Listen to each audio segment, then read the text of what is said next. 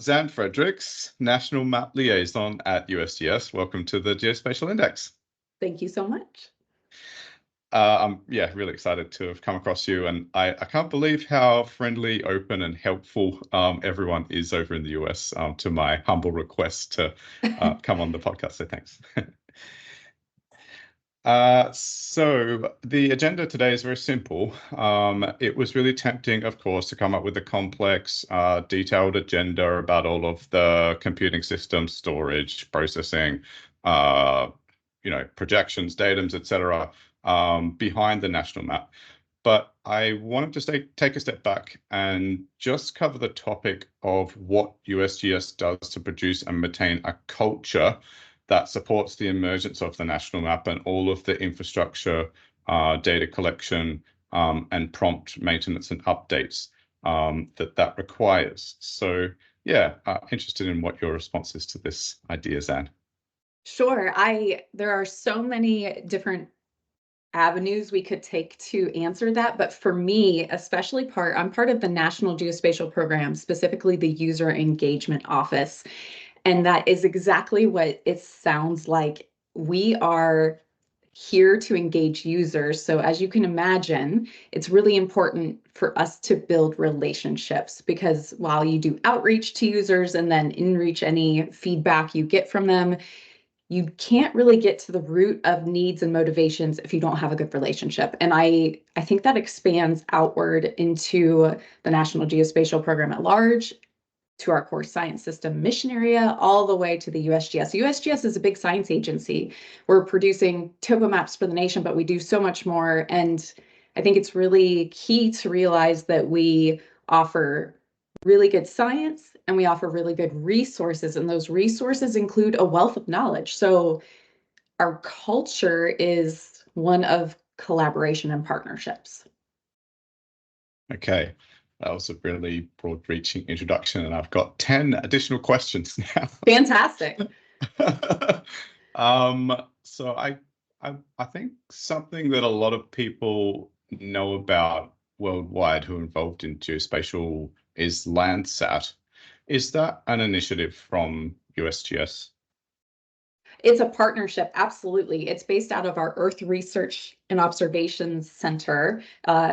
EROS is the center that helps facilitate that. It's a partnership with NASA. So it's ongoing. Goodness, there's been so many iterations of it, and it is definitely going strong. Okay, so that's an example of the relationships that you maintain in the broader geospatial community in the US, I guess. Absolutely. Another good one to share is our 3D elevation program. That definitely creates some really good data for the national map. It is this program that the National Geospatial Program manages, and it's providing a national baseline of consistent high-resolution topographic elevation data. And what's exciting is by the end of this past September, over 94% of the nation has this 3D quality elevation data either available or in progress. Okay, wow. And are there a number of different surveying, Earth observation, etc. companies that you essentially contract to develop and maintain this? For us, absolutely. Individuals can go and get their own data and then contribute it to the 3D elevation program, but one of our offerings is the geospatial products and services contracts, which vet these companies, as you said, that we can go to and already have established, again, relationships and partnerships with them in order to fulfill these acquisitions. Okay, great. So yeah, I guess I'm tempted. It's tempting to get into things like your 3D elevation program. I understand you've got a topographic map. I just tried downloading this morning one of the raster for Texas. I think it was about 60 gigabytes. So I don't think it's downloaded yet. I'm not sure if it's still going even. And I also understand you've got a hydrologic data set. Yeah, we sure do. So the 3D hydrography program is this new initiative. You might be thinking of the NHD, the National Hydrography Dataset, but Yep. because we're almost finished with the first round of 3DEP, the 3D elevation program I was just talking about, we're now updating the hydrography through this 3D hydrography program because surface water mapping is evolving. And 3DHP is the first systematic remapping of the nation's hydrography since the original USGS 24K topographic mapping program was active between 1947 and 1992. So you can see as this switches back and forth, right? There's this baseline from 1966 to what the change with 3DHP is doing, and it's following the best practices from the 3D elevation program. Okay, that's stunning. That's almost 50 years that the initial program ran for. Yeah, God, I'm tempted. There's all sorts of directions I could go in. But okay, so I guess to sum up, you've got a topographic product, you've got a elevation product, and you've got a hydrography product. Is that a helpful way to summarize things at sort of the top level? I think so. I think what was interesting is when most people think of the USGS or they think of the national map, they think of topographic maps, right? First, there were the paper topo maps. Then in 2009, the US topos launched, which combined the familiar look and feel of those legacy maps with the technological advances of the 21st century. And then just a couple years ago, we released this tool that allows users to center their topo map where they want, creating a 7.5-minute grid or even 100K topo using the best available data from the national map. But the national map offers so much more than just topographic maps or hydrography. I think it's important to share that the national map is this collaborative effort among USGS and other federal, state, local partners to improve and deliver topographic information for the nation, but this includes elevation, hydrography, geographic names, transportation, structures, boundaries, orthoimagery, land covers, and trails. So it's not just the two programs that we talked about. There's abortive geographic names. There's so many other initiatives within the National Geospatial Program, but these are the data sets that we curate and offer through the national map. Okay, I'm just counting them there. Is that 9? 1, 2, 3, 4, 5, 6, 7, 8, 9. Right. Okay, and I can say just to attest to the size of the transportation layer, that's another one I started downloading this morning. I think it was 13 gigabytes. I think that one I did successfully download. Now, something of use to you might be the National Map services. So if you have a web map and you just want to pull in the data instead of downloading them to your local machine, we do offer REST services, the WMS, the WMTS. We've got those for our base maps, we've got availability indexes. We have the land cover. We have those theme overlays, whether that's the elevation or the geographic names, the map indices, the structures, the transportation. So that might be an alternative way of accessing this information instead of trying to download such large data sets. Yeah, onto my nearly 10-year-old laptop. Yeah, okay, good steer there. So that includes web feature services, so we can actually do analyses using the web services? Yes. Okay, nice. All right. So I guess on the topic of culture, one thing that immediately springs to mind is there are tremendous training opportunities here for a junior. I think it differs across the nation, really. There's a pathways program that gets students involved within the USGS, but also it's really neat to see this outreach into local universities and higher education offerings. But also, I know there's this great effort of engaging children, whether it's K through 12, just by doing like open houses at the different science centers across the nation. Where I remember when I was living down in St. Petersburg, Florida at the Coast Marine Science Center, we had this open house and we'd bring in, a certain grade. They'd come in and all of the different scientists would set up different kind of booths and they'd get to walk around and ask their questions. So it's not just, the students that we think of, right? Whether that's undergrad or graduate, it's also trying to really start a little bit younger to foster this idea of geospatial and to help them realize that it's a part of almost everything in their daily lives. Yeah. Okay, so you call them science centers, all of the USGS offices? I call them science centers. There's water science centers. There's right, there's different mission areas across the regions. So that's just my loving term for them. But I would say USGS offices would be the best broad term to apply to them. Yeah, I guess again about culture, it comes across then as a scientific organization principally. 100%. Absolutely. Because what's interesting is the USGS is the primary federal source of science-based information for the National Geospatial Program. We're help providing, updated maps and images of the Earth's features. The other mission areas are providing information based on ecosystems or land use or energy and mineral resources or natural hazards or water use. So yes, science for a changing world. That's what USGS is providing. Okay, yeah, all right. That's a good anchor for the public's impression, or my impression at least, of what kind of an organization this principally is. And I think when I was browsing your profile, it's really helpful, the USGS website. There's a nice detailed profile of each staff member.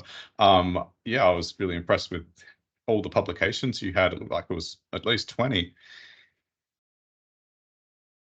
Absolutely. That was from my early career. I was hired as an intern to work on topobathymetric LiDAR data, and I had the chance to help publish those data sets for the public. That's a very important thing to the USGS, is to get the data that's collected out for the public, because again, we want to enlighten citizens and support government and enable decision making. And one of the ways to do that is to make our data accessible and findable. It's very important that we get those data sets published. Okay. So did those publications relate to any of these 9 categories you've got in front of us? It definitely could fall under elevation. Topobathymetric LiDAR data is simply LiDAR data that is seamless across terrestrial into submerged topography. So topography and submerged topography. So yes, it would fall into the elevation, and we work to contribute some of that data into the national map. So you'll see some of the data sets available there. Okay, good. All right. So to summarize my impression so far, it seems as though the USGS has assembled a collection of eager scientists. There's an expectation to publish as a means to engage with the public and disseminate data. You take seriously spreading the word even with children to, I guess, align them in terms of how they could, the career direction they could take before they choose what to study at university. And you started to talk about there being some structured progression or pathway to progress for new graduates. So is there, I guess, on the culture side, is there anything particularly in terms of like a team charter, which is, something that I've come across in my professional career? Is there anything that you collaboratively build up within teams at USGS and regularly check in with as some way of assisting to maintain an adequate culture? Well, the USGS has these guiding principles, and I think it's really important.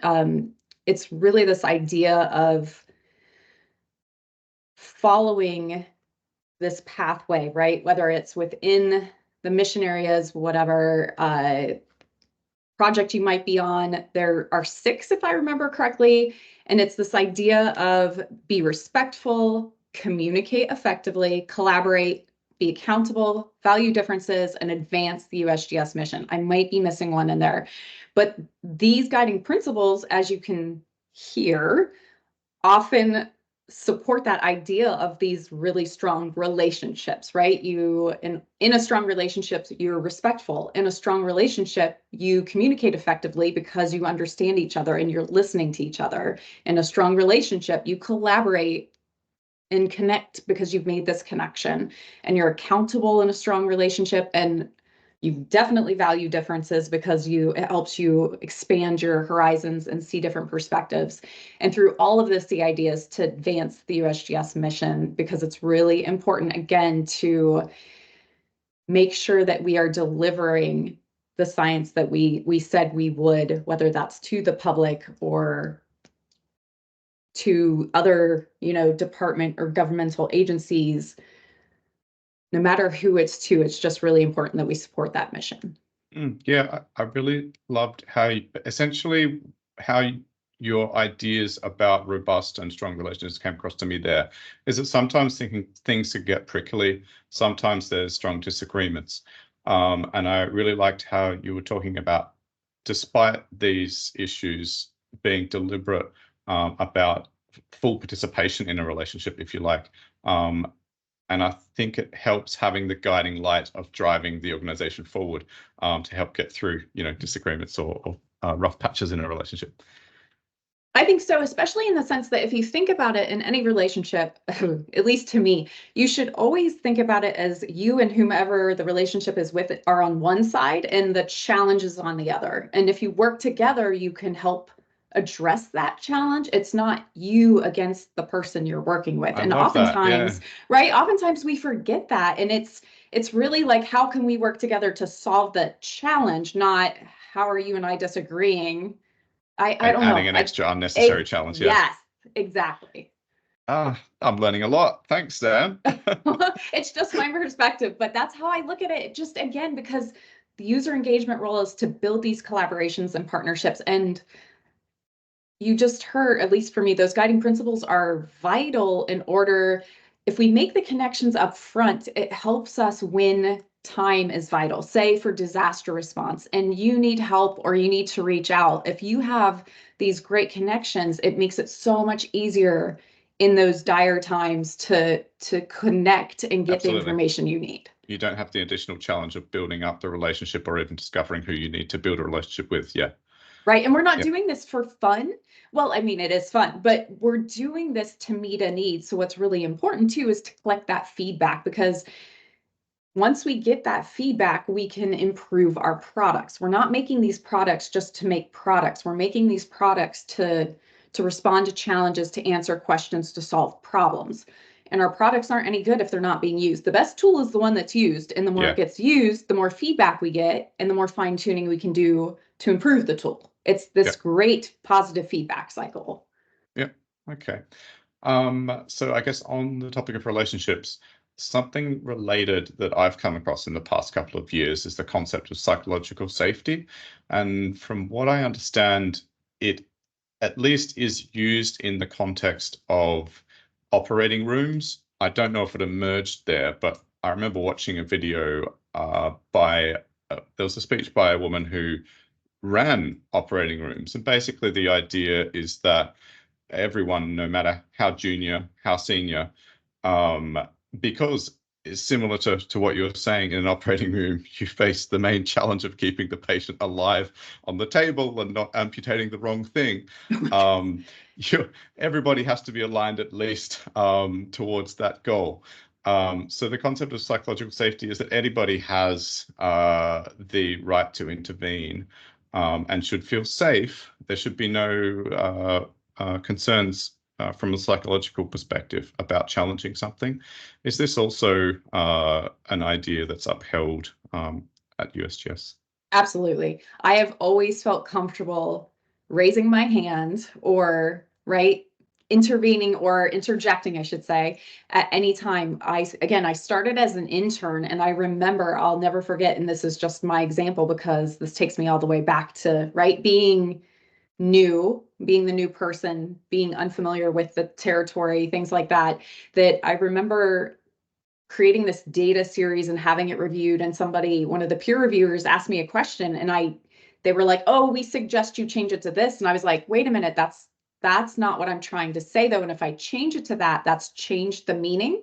So I at the time, and trust me, I'm not one of those people. I'm a functioning introvert. I'm not one of those people that can just go out and be like, "I'm gonna, stand up for woo." So it was so interesting to me to be able to go and just say, "Okay, could you help me explain, or could you help me understand what you disagreed with in the first way of saying it? Because here's what I was trying to communicate. And by changing it, I'm changing the entire meaning of the sentence. And I don't want to do that because that's not what I'm trying to communicate." And they were so patient with me and they worked with me. And again, it was them and me on one side, and we came up with a solution to the challenge of the way I was saying it was to some people that weren't dialed in, it wouldn't have made sense, which I really appreciate them catching, because sometimes you're too close to your data and you know Yeah. what you're thinking, Yeah. right? Yeah. So I was really grateful for that perspective, but at the same time, he worked with me so we could make sure that we weren't changing the meaning of the sentence, which was really important to me, because I never, right? It's very important to provide this science-based information, and I Yes. did not want to change that. So based on that, knowing how new I was, and right, anytime you're new in any organization, I feel like, or at least for me, I'm a little less confident, I'm a little less likely to speak up. Now I've been here for long enough that I always still will raise my hand, but no one has ever kind of rolled their eyes at me or anything. If anything, they're like, wow, what a great perspective. We hadn't thought of that. And that's usually what it is. Sometimes they'll then explain why they're doing it the way they're doing it, which is great, but they never ever make me feel like I can't ask the question. And I think that's really important. Yeah, okay. These sorts of exchanges and tussles to me signal that the organization takes science seriously, and honors and respects people's what can I say, dedication, regardless of the disagreements or prickliness of the course to get there, if I can put it that way.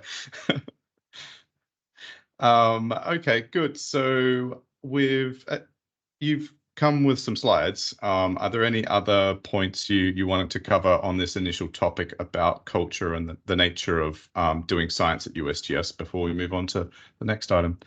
I think one of my things I would like to share is just this idea that, again, we keep talking about partners, right? Or users, the people that we're reaching out to, users, stakeholders, partners, whatever you want to call them. It's this idea of engaging them and helping them find and access our data. That's very important to us. Again, we could be doing all of this great science, and if nobody knows about it, that's very difficult. That we can't let that happen. So being a National Map Liaison, being part of the National Geospatial Program User Engagement Office, I just want to say I like to think of us as geospatial guides, right? Like the go-to people when it's time to explore our expansive elevation data sets, because they're all available free of charge and without use restrictions. So whether you're a researcher, a developer, or just plain curious, we really enjoy helping people discover how our products and resources can help solve their problems. So I just wanted to show the map of the liaisons across the nation. And then there's a link at the bottom that you can go to our user engagement site. And I put that out there for people if they're unfamiliar that they had a National Map Liaison. Cool. It's a great way of connecting with them. And what's neat about this, instead of having just one liaison for the nation, is, as you can imagine, different geographies face different challenges. So me down in the Southeast getting all those hurricanes, I'm going to face different challenges than, say, Drew Decker out on the West Coast with all of those earthquakes. Yeah. It's really important to have subject matter experts in their geographies that are familiar with, one, the geography, the geomorphology, things like that, but also how things work in those states, because that's very different as well. So I think it's really neat that we have this collaborative effort to help the nation access these data, and that the regional knowledge is specific so we can relate more easily with the people in our states. And that helps build that's a good foundation for a good relationship. I have an idea to continue this effort, Zan. I'd love to hear it. You've given me 15 new podcast guests. Oh, there you go. I love that. That would be fantastic. I'm sure they'd all enjoy talking to you, because again, I could talk, oh my goodness, the things that I've seen for Florida, Georgia, Puerto Rico, and the US Virgin Islands. Oh, gracious. That's a whole nother podcast. So yeah, there's some far flung places on this map, including Alaska and Hawaii. So yeah. Great. I've got a next question, inevitably, as a foreigner, is that the Lambert conformal conic projection or what is typically the one that's used? Well, it depends on what you're trying to map. I think any good cartographer will tell you that at what scale, right? Like if I'm Yeah. just sitting in Florida, I might do UTM. If I'm going to a state that's more east-west oriented instead of north-south, I'm going to go a little different. Yeah. I might do Albers if I'm trying to do national things. Albers. There's Okay. a Yep. right, there's a different scale for or different projection, different uh, way of visualizing data that meets your needs. It depends on what attribute is really important to not skew. To me, Yep. that's the way I think of it as a cartographer. So you will see different visualizations of it depending on what we're trying to do. Yeah, yeah, sure. My understanding from beginning to familiarize myself is there's two lines of latitude, actually, that some projections can intersect to minimize distortion, at least along those lines of latitude. And then you can play with where those lines are too, if you want to come up with if you want to customize the projection. So there's, yeah, endless things you can do. Yes, as you said, to minimize distortion on the dimension you care about. Yes, and that's why I just always want to remind people there's not one that's not a panacea, right? Like it's always going to be something. First question is, what are you trying to map? Yeah. Okay, well, I think I'll take that as a segue into the next question. Sounds good. So this is following on a theme that came up at the end of my chat with Sarah Bell, who the discussion I had with her was all about hillshades, which was wonderful. I just love the fact that we spent an hour talking about shaded relief by hand. So anyway, at the end, I sort of posed the question how we could inspire the public with something that's meaningful in terms of, national progress, some might say, about the idea of developing a nationwide high-speed passenger rail network. So we got a bit excited about that, and that's led to me reaching out to Stamen. I've already started to engage with the cartography lead there. But along with beautiful maps, there's also the problem of the actual data. So you showed us the 9 themes that the national map can provide data on. It looks like I definitely should be talking with you about what kinds of data sets I could obtain to perform, for example, a multi-criteria analysis for optimal routing for high-speed rail. So if I was a consultant coming to you, where might you start sending me to? What kinds of data sets would you put in front of me? I think that's when I definitely send you to the national map, whether you pull in our services or you visit the national map data downloader or the viewer. Again, those services include things, thinking high-speed rail, which I'm not that familiar with, but I'll give it a go.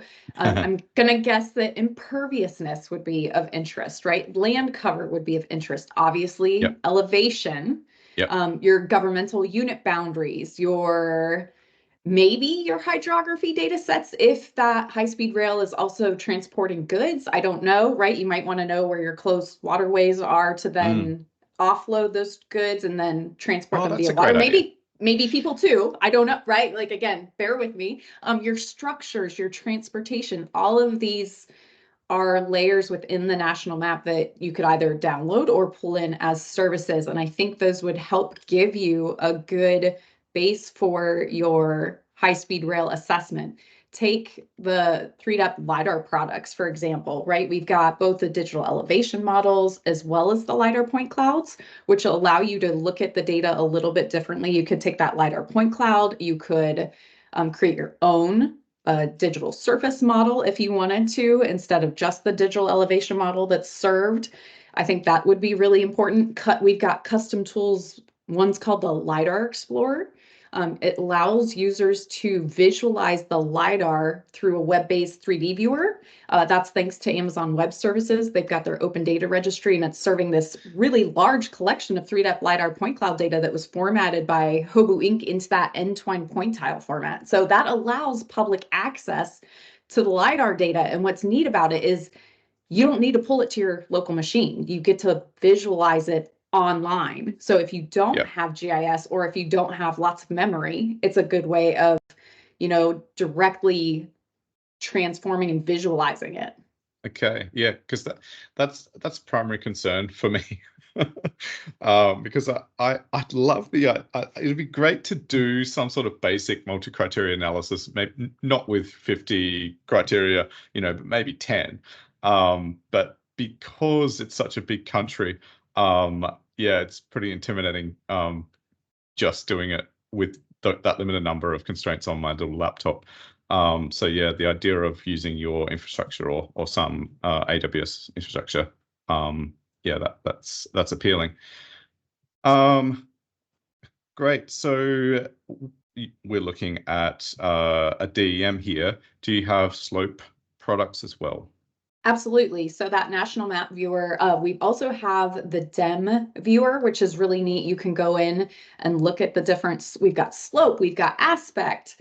It's a nice way of visualizing data in a different way. I think that's really important. Again, different people are interested in different attributes. So you can adjust, the contours on the fly and change those things. I love Topo Builder, that application where you can center your topo, right, based on the nation or Alaska or the territories, because on the 7.5 minute on-demand topos, you can even adjust the contour smoothing. So there are different ways of manipulating the data that really help people kind of customize it for their needs. I think it's really important. And I will just say that 62 trillion LiDAR data points are being distributed.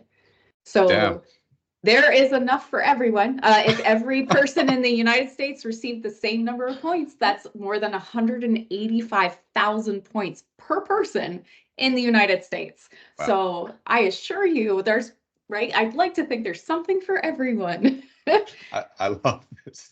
I've never heard the volume of geospatial data expressed in such a good way. You get this number of X, Y, Z. Right? You get 185,000 points, and you get 185,000. Everybody gets 185,000 in the US, at least. That's awesome. Okay. Wow. So the message is you're doing your best to offer pre-cut data sets and also tools that allow people, for example, to generalize contours so that they can further customize what you've provided as intermediate steps. Okay. So another data set that can be useful is pipelines and other utilities networks. Does the National Map cover any of this? Not that I know of. That's a great question. I'll have to look into that. It doesn't come to mind, but it's one of those that I'd rather ask than provide the wrong information. So I will have to look into that and get back to you. No problem. I know in the UK, they've got the National Underground Asset Register. It's in the pilot phases at the moment with a few local councils, but ultimately they're aiming to roll it out nationwide. So they've got something administered by the government that effectively is an underground asset digital twin. Interesting.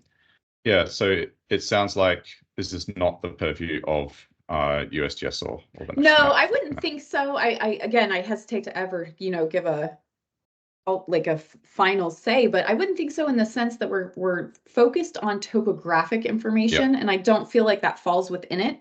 It's interesting though that another science center or entity might be looking into it. I just don't want to, say no if someone is looking into that. But no, I don't think it would ever become part of the national map unless it was one of those that they could kind of bundle together and serve. Again, the national map, take the ortho imagery, for example, that's coming from the USDA's NAPE program. So again, perhaps another program would be willing to, bundle it up and share it with us, and then we could serve it. But I don't think USGS would be taking that on, again, because we're based in that science realm. We're looking to provide the updated maps, especially for National Geospatial Program, from a topographic perspective. Okay, so you guys are more like the surface and above, not below. Correct. Okay. I mean, there are other programs, again, at the USGS, the energy and minerals, right? There are the landslides group, there are different entities within, but the National Geospatial Program is definitely topographic. Okay, no worries. Just as an aside, do you know of any national agency or organization, even if it's commercial, that maintains an underground asset register? That would be an interesting one to look into. Okay, all right, cool.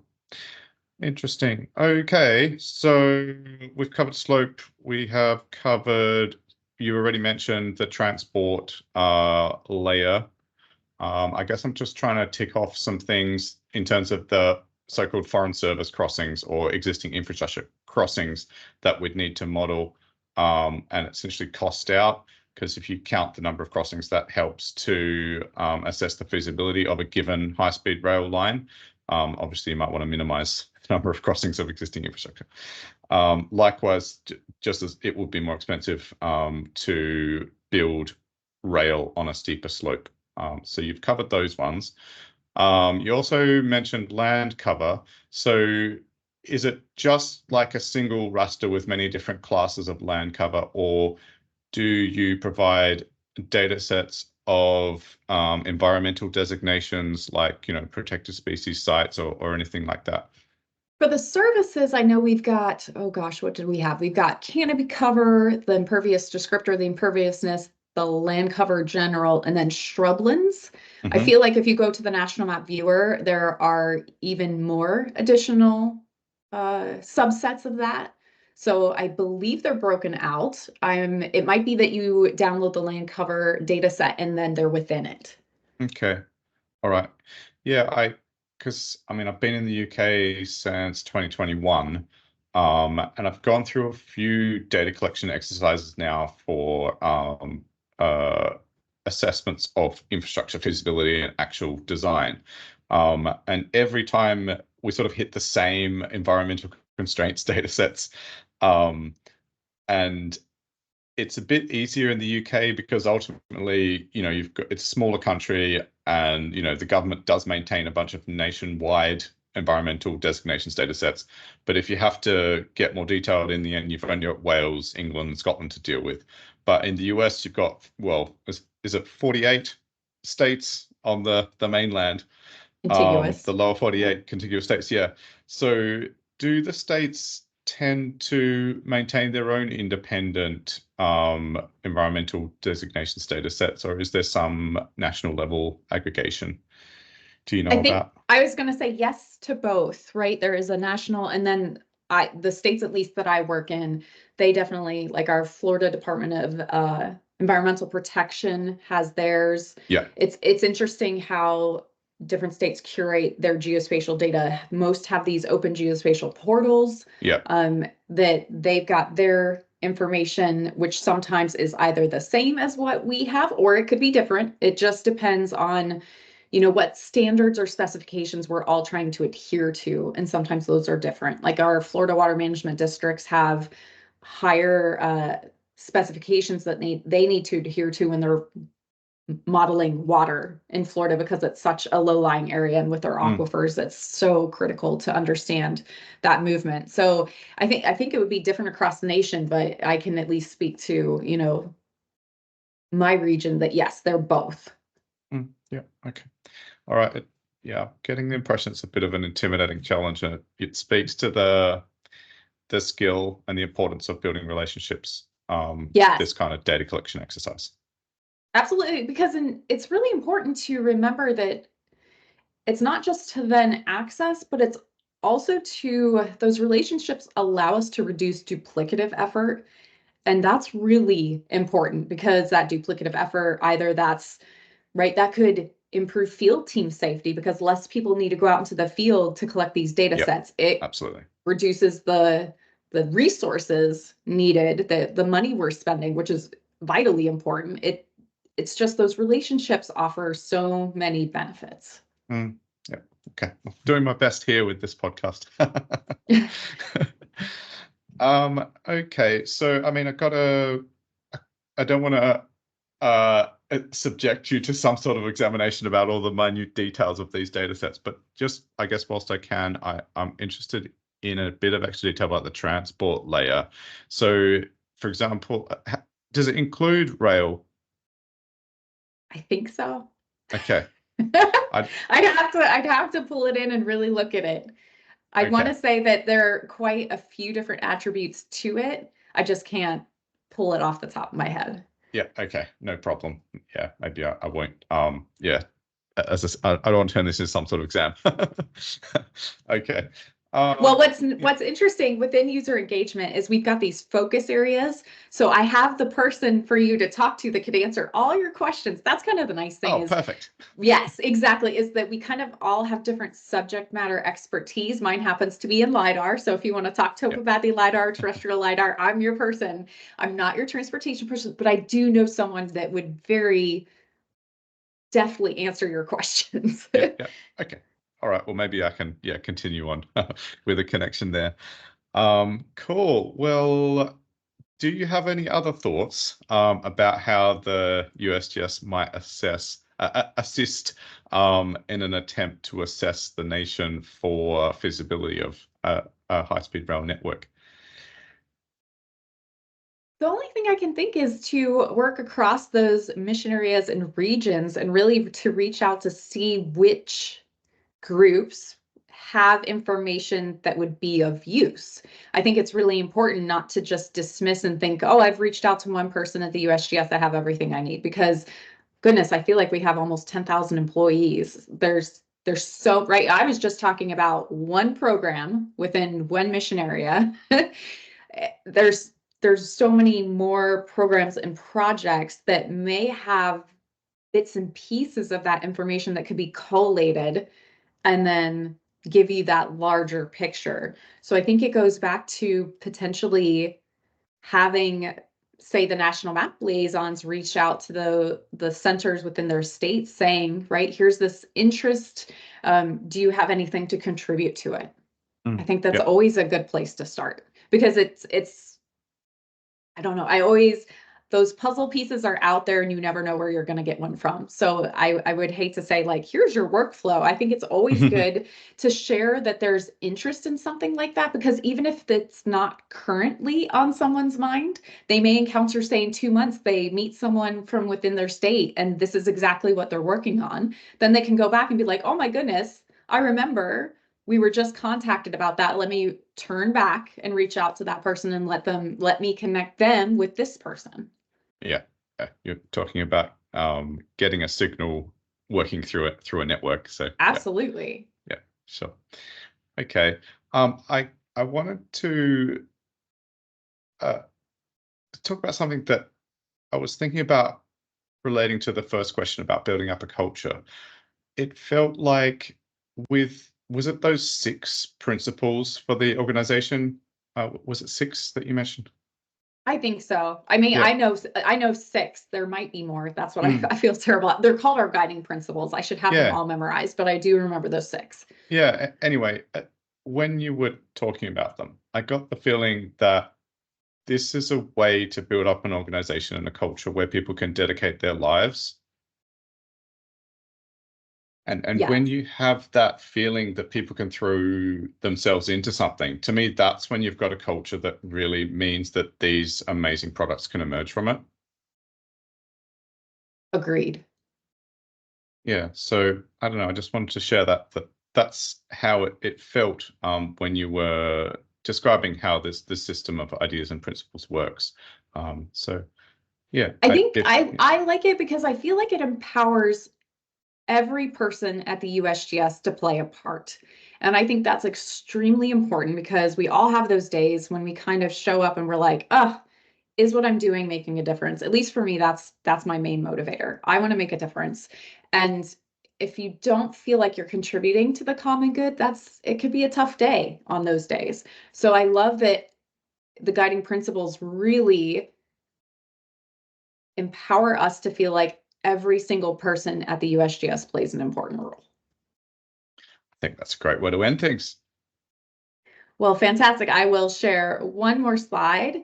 And this is simply with the QR code in case anybody's interested in accessing the national map data. I also have some great resources. I'll send those links to you so we could share those as well. But this just happens to be part of the 3.point cloud around Duluth, Minnesota. I pulled it into a GIS and adjusted some parameters. So it's just fun to work with those 62 trillion LiDAR data points. I can really see how this is your life's work, Zan. This is great. Did you actually have a part to play in producing this actual data? Not the data themselves, but I did take the data and I pulled them into the GIS and created this view and adjusted the color ramp into something that I found visually pleasing. So again, the Minnesota National Map Liaison would have helped with the agreements and the collaborative effort to get these data. I didn't grab one from Florida, otherwise that one I would have had a hand in, or Georgia or Puerto Rico. But it's good to just go across the nation and grab what you can, and this one was of interest. Yeah, it looks really impressive. Great. You had some links, did you say? I sure do, and I'll put those into the chat for you. Okay, cool. I'll put them in the show notes. All right. Well, I guess we can leave things there. Once again, it's amazing. I don't know how it got into my head that I should even attempt to reach out to you guys and set up a podcast, but I'm really impressed with how seriously the USGS obviously takes its liaison efforts, even to the extent of talking on the Geospatial Index. So yeah, thanks again, Zan. Oh, thank you so much for having us. And again, you saw the other liaisons. I'm sure they enjoyed speaking with you and giving you their perspective, because mine is just one perspective out of many. All right. Well, thanks for planning out the rest of my year. You are welcome. Happy to help.